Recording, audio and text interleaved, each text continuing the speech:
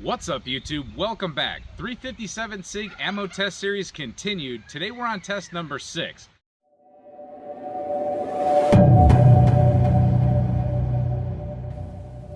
We have Underwood Ammo this time. We're using a jacketed hollow point 115 grain loading, and their advertised velocity for this is 1,550 feet per second. This is item number 118 in their catalog, and as you can see, it's got a nice jacketed hollow point, just like they said. This is a light bullet. This is 115 grain. They also have over here some other Underwood ammunition that we're going to be trying. We ordered a whole bunch all at once just to get it out of the way. 124 grain, 147 grain after this, and then we're going to be going to some Extreme Defender and Extreme Penetrator. So it's going to be 5 videos in a row of 357 Sig from Underwood. So when loaded to proper velocities, 357 Sig is absolutely no joke. 1550, this should be pretty interesting. The 2 firearms we're going to be using today are the same ones that we usually use, with one exception. We're switching out just the specific gun we're using here with the Smith & Wesson M&P 1.0 chambered in 357 Sig.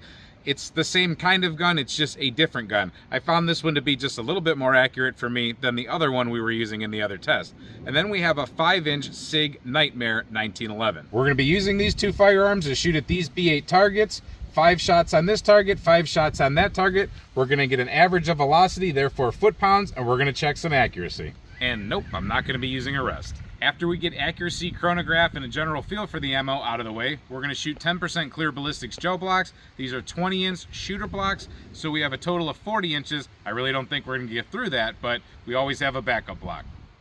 All right, we are about 15 feet off the chronograph, 20 feet off that left B8 target. Let's send 10 rounds downrange and see how we do.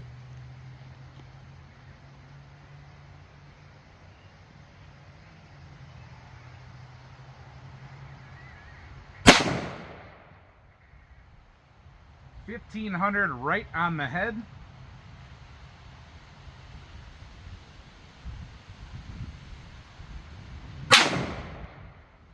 And the first one was a little bit above the X circle. That one was right on the X at 1515.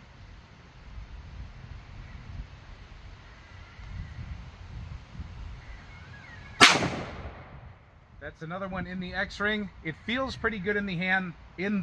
That's 1488 if I can talk. Feels pretty good in the hand. It is 357 Sig, so it's a little bit more than 9 for sure.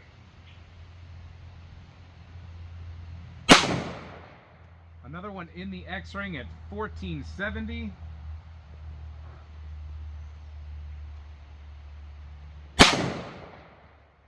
And that one actually, it's an Air 3, and I shot low and to the right, and I thought I had the shot, but I guess I didn't. Lock back on the last round. Let's go check it out. So my shots were basically 1, 2, 3, 4, and then 5. I really can't explain that one. That was probably something to do with my shooting. I mean, I'm just going to assume. I don't think it would be that wild at that short distance, but you never know. We never hit 1550 out of this firearm, but like I said, this is a 4¼ inch barrel. Let's see if the 5-inch barrel with the 1911 can kick that velocity up a little bit, therefore foot-pounds, and let's see how accurate it is. All right, I'd like to say I would shoot a little bit better with this gun because it's a lot nicer gun, but you never know.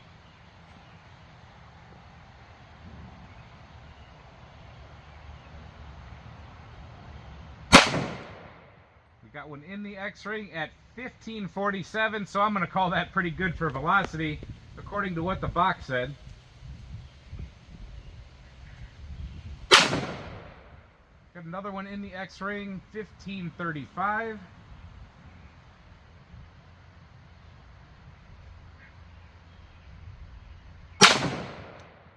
Another one in the X-ring at 1540.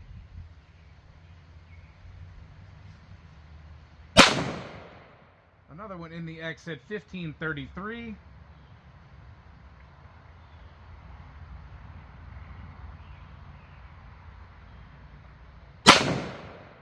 And another one in the X-ring. Finally, I think it's been quite a while since I got 5 in there in a row at 1519. So averaged out, we're not going to hit the total 1550, but we're pretty close.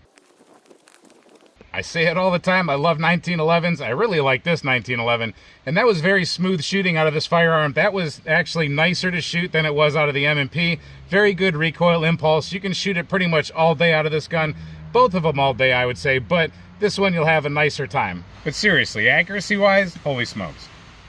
So when you take just that one shot that was 1,548 feet per second, which was our best shot, but still, it was a good one, and you do the 115 grain bullet, and you put that into the foot-pound calculator, you come out to 612 foot-pounds. That is absolutely no joke. That smokes 9mm. It's pretty much almost double 9mm with certain rounds, but it's going past 40 caliber, past 45. It's actually beating some of the factory 10mm, so very good. Now let's see what all those numbers translate to in the jiggly stuff. And just in case you guys are hearing weird stuff in the background, I have a tree creaking. You can probably hear it right now. It sounds like somebody crying or something like that. It's really weird. All right, we're about 15 feet off that gel block and chronograph. Let's let one rip.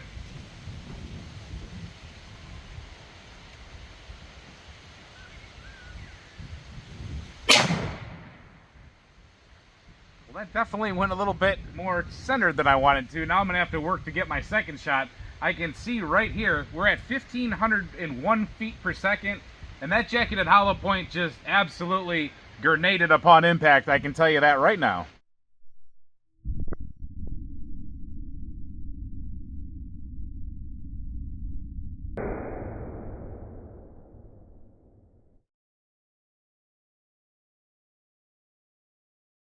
So 1,501 feet per second. And then, like I said, when that thing hit the gel block, it pretty much did an immediate boom and opened itself up wide open. Copper petals immediately. We're talking about an inch into there. Let's get the measuring tape on it before we go any farther. All right, as you can see, like I said, right there at about the 1 inch mark, we already have some of the copper pieces that came off. That's pretty quick. There's a whole bunch of copper chunks, right, or lead and copper chunks actually, right there at the 3, 4, 5 inch mark. They really shut it off the main body of that projectile. That would be the petals that I'm sure just instantly flew back. That main wound cavity is about 5 inches where you see the explosion effect, and then it moves on down. Does the piercing wound cavity that the typical left behind core would do. And I'm gonna call it stopped at 13.5 inches. It did a bounce back from 14.5 inches at least. Sometimes you can't see the total amount of piercing that it did, but 14.5 is what we see. Like I said, back down to 13.5. We definitely see it's pretty flat-faced. Let's take a look from the top. And from the top, we're seeing the same thing, that grenading effect, and then just the straight on through track. And then you can see the shininess of that wide open, flattened, petal lost core that's left. All right, let's see what changes when you crank up the velocity just a hair, hopefully, out of this 5-inch 1911. And hopefully we get good shot placement. I think we did. We had 1538.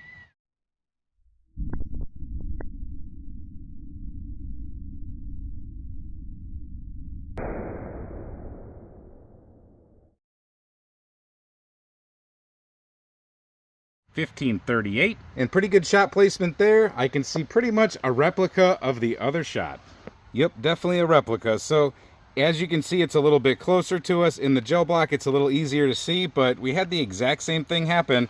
It stopped, they completely overlapped themselves. They stopped right at about 5 inches with that explosion stuff, and then they started tracking down both. The only thing about this one is this one pretty much settled at the 14-inch mark, as where the other one bounced back to about the 13.5. So from the top, so same thing you're seeing there. It's pretty cool. Like I said, they overlap, so you definitely get confirmation that these things are pretty consistent, at least from these two shots.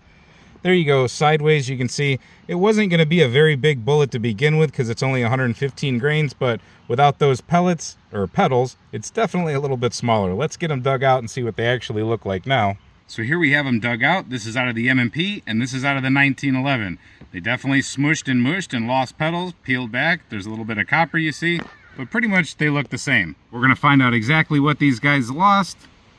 So right there, the M&P, we're at 75.4 grains. So that lost a significant amount of lead. Let's get that one off of there.